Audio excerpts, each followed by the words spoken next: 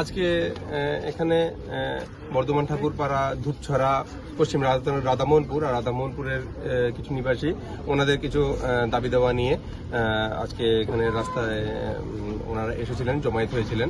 তো তারপর আমরা সঙ্গে সঙ্গে পুলিশ অ্যাডমিনিস্ট্রেশন আমাদের সঙ্গে এই এডিশনে এসপি সাহেব আছেন, আমাদের সঙ্গে এসডিপি স্যারও আছেন।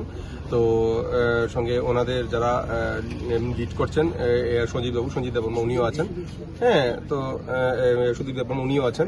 তো ওনাদের সঙ্গে কথাবার্তার মাধ্যমে আমরা একটা জায়গায় পৌঁছেছি যে ওনাদের যে দাবি দেওয়া, এই দাবি দেওয়াটা অনেকদিন ধরে পূর্ণ হচ্ছিল না।